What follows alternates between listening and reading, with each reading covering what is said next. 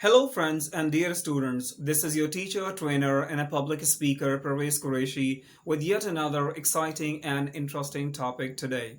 The topic that I'm going to cover today is a difference between a relative pronoun and a relative clause. This is something often confusing to the students that what is basically a relative pronoun and what is a relative clause. So students आज हम बात करेंगे एक pronoun के बहुत ही interesting और बहुत ज़्यादा इसको डिस्कस किया जाता है और कन्फ्यूजन भी डेवलप होती है स्टूडेंट के माइंड में कि रिलेटिव प्रोनाउन और रिलेटिव क्लॉज क्या है। सो बेसिकली ना हम ये एक कह सकते हैं कि इसमें कोई एक स्पेसिफिक डिफरेंस है या कोई ऐसी बात, सिंपल दो एक कॉन्सेप्ट हैं जो आपको अंडरस्टैंड करने हैं।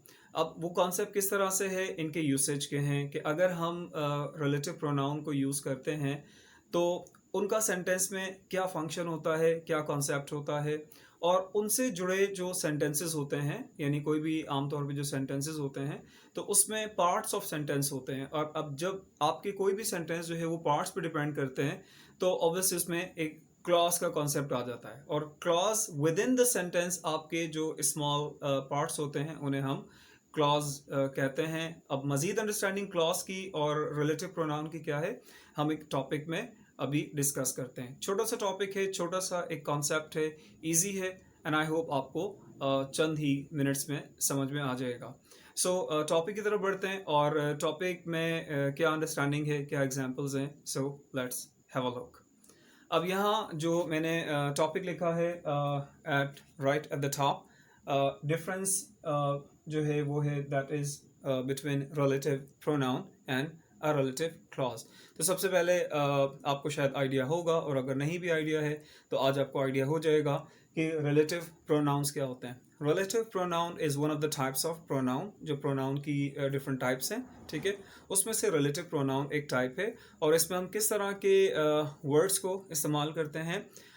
एक आपने शायद प्रोनाउन की टाइप्स देखी होगी, इंट्रोगेटिव प्रोनाउन, उसमें हम WH वर्ड्स का इस्तेमाल करते हैं, लाइक हु, विच, व्हाट और होम। अब ये जो वर्ड्स हैं अगर हम इन्हें like as an interrogative pronoun use कर रहे हैं तो इससे हम कोई क्वेश्चन पुटअप करेंगे, कोई क्वेश्चन जनरेट होगा like who are you, what are you doing. तो ये हमने इनको स्टार्टिंग में इस्तेमाल किया तो यहाँ क्वेश्चन पुटअप कर रहे हैं।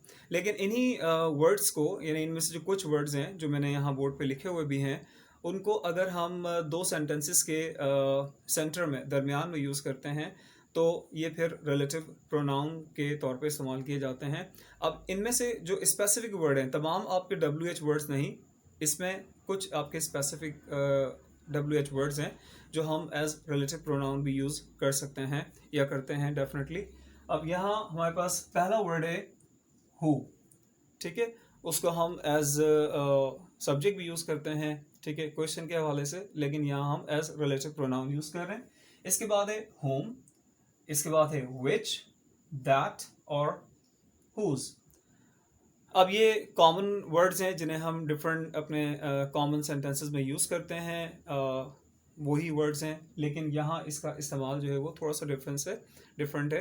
अब यहाँ हु, होम, विच, दैट और हुज, इन्हें हम यूज़ कर रहे हैं एज रिलेटिव प्रोनाउन दो सेंटेंसेस को कंबाइन करने के लिए, ठीक है। अब जहाँ हम इन सेंटेंसेस को इन वर्ड्स के थ्रू कंबाइन कर रहे हैं तो उससे जो एक सेंटेंस डेवलप हो रहा है, ठीक है, वो पार्ट्स पे डिपेंडेंट है। उसमें दो पार्ट्स हैं, ठीक है, और एक आपका पार्ट जो है वो मेन पार्ट मेन क्लॉज का है और दूसरा आपका दूसरी क्लॉज का है, ठीक है। लेकिन पहले हम इनको एज रिलेटिव प्रोनाउन के तौर पर अंडरस्टैंड करते हैं तमाम एग्जाम्पल्स को।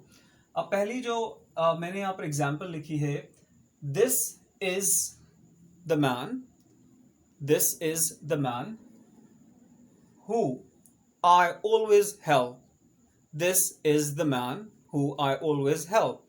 अब यहाँ पे जो मैंने यहाँ दरमियान में वर्ड ऐड किया है who, ये यहाँ पर एक रिलेटिव प्रोनाउन है, it is working here as a relative pronoun, और ये यहाँ दो पार्ट्स ऑफ सेंटेंस को कंबाइन कर रहा है, इसीलिए इसको हम रिलेटिव प्रोनाउन कह रहे हैं।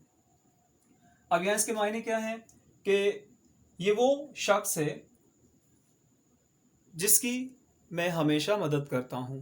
ठीक है, हु हमने यूज किया है यहां पर। हु मतलब उस पर्सन को जाहिर कर रहा है। हमेशा हम पर्सन के लिए हु का इस्तेमाल करते हैं कि जिसकी मैं मदद करता हूं। ठीक है, अब सेकंड सेंटेंस है, this is the watch, this is the watch which I was gifted. This is the watch which I was gifted. ये वो घड़ी है जो मुझे तोहफे में दी गई। ठीक है, अब यहाँ पर मैंने which का इस्तेमाल किया है क्योंकि हमने जो यहाँ हमारे पास जिस चीज़ के बारे में हम बात कर रहे हैं यानी कि वॉच, वो एक ऑब्जेक्ट है, एक चीज़ है। ठीक है, तो आमतौर पे हम थिंग्स के लिए which का इस्तेमाल करते हैं और पर्सन के लिए who का इस्तेमाल करते हैं। ठीक है, तीसरा सेंटेंस है, This is my friend. This is my friend whose father is a doctor. This is my friend whose father is a doctor means ये मेरा वो दोस्त है जिसके वालिद एक डॉक्टर हैं। ठीक है, यहाँ हमने एक और रिलेटिव प्रोनाउन का इस्तेमाल किया है which is whose. Whose जो है वो पोजेशन के सेंस में यूज किया जाता है या रिलेशन के सेंस में यूज किया जाता है। ठीक है, यानी ये मेरा वो दोस्त है जिसके वालिद डॉक्टर हैं।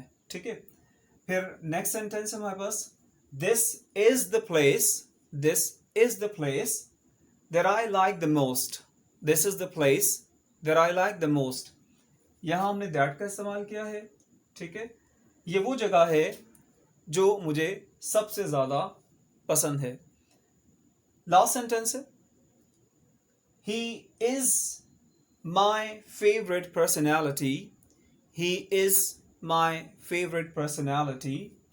अब यहां हमने whom का इस्तेमाल किया है, whom I admire the most, he is my favorite personality whom I admire the most।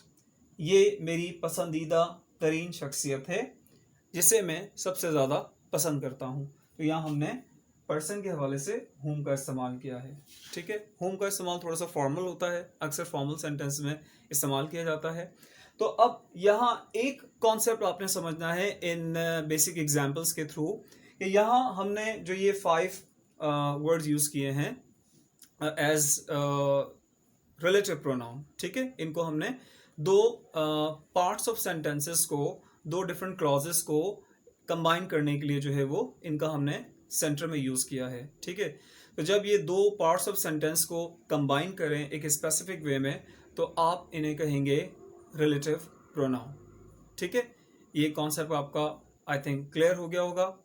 अब सेकंड जो इसमें कॉन्सेप्ट है जो जो है इस बात को रिवील करता है, इस बात को जो है वो क्लियर करता है या आपके उस कंफ्यूजन को एड्रेस करता है कि अब रिलेटिव जो क्लॉज है वो क्या है। ठीक है, तो बेसिकली रिलेटिव क्लॉज जो है वो इसी जो आपका एक पूरा सेंटेंस है उसमें छुपी है। ठीक है, जो दो पार्ट्स हैं, एक पार्ट आपका मेन क्लॉज का हो जाएगा और जो दूसरा आपका पार्ट होगा आपके रिलेटिव प्रोनाउन के बाद का। ठीक है, तो वो कहलाएगा आपका रिलेटिव क्लॉज। ठीक है, बहुत सिंपल सी एक लॉजिक है, बहुत सिंपल सा एक कॉन्सेप्ट है। यहाँ आप एग्जाम्पल में देख सकते हैं। अगर हम इस पहले सेंटेंस को दोबारा से पढ़ते हैं कि दिस इज द मैन। ठीक है, एक ये आपका पार्ट ऑफ सेंटेंस हो गया। अब इसमें यहाँ जो वर्ड है हु, ठीक है, और हु के बाद से आपका जो ये पूरा एक पार्ट ऑफ सेंटेंस है, हु आई ऑलवेज हेल्प। तो ये जो आपका एक पार्ट ऑफ सेंटेंस कहलाएगा, इसको आप फिर कहेंगे रिलेटिव क्लॉज। ठीक है, इस पूरे आप पार्ट को कहेंगे रिलेटिव क्लॉज। इसी तरह से दूसरा सेंटेंस है, this is the watch which I was gifted. ठीक है, तो सेम हम पैटर्न को फॉलो करेंगे कि यहां विच के बाद से जो आपका एंड तक का पार्ट है, ठीक है, वो आपका होगा एक रिलेटिव क्लॉज। थर्ड पे आप आ जाएं, he is my friend whose father is a doctor. So whose father is a doctor, that is a relative clause. And then the fourth one, this is the place where that I like the most. This is the place that I like the most. अब यहाँ that I like the most is another relative clause. And the last sentence that I like to speak on, this is he is my favorite personality whom I admire the most. He is my favorite personality whom I admire the most. So whom I admire the most is your relative clause. So a very basic and simple concept कि आप एक ही sentence में दो चीज़ों को आप understand कर सकते हैं या आपने किया होगा. सिंपल सा एक्सप्लेनेशन है कि अगर आपके सेम वर्ड हैं, ठीक है, जिन्हें आप एज रिलेटिव प्रोनाउन यूज़ कर रहे हैं, तो उसी से जनरेट होती है आपकी रिलेटिव क्लॉज भी. ठीक है, तो एक ही सेंटेंस में आपके दोनों कॉन्सेप्ट जो है वो छुपे हैं. अगर आप थोड़ी सी कंसंट्रेशन के साथ इन एग्जांपल्स को देखें और उनसे रिलेटेड कुछ और एग्जांपल्स आप पढ़ें तो आपको ये आइडिया बिल्कुल क्लियर हो जाएगा.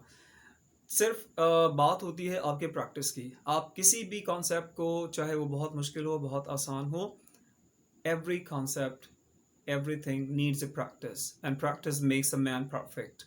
अगर आप प्रैक्टिस करते हैं तो definitely whether the things are easy or the things are difficult, one fine time comes, you have the result. ठीक है.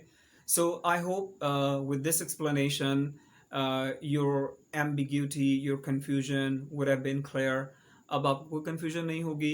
But still, if you have some problem, some ambiguities, you can directly contact me through my number, means through my WhatsApp, or my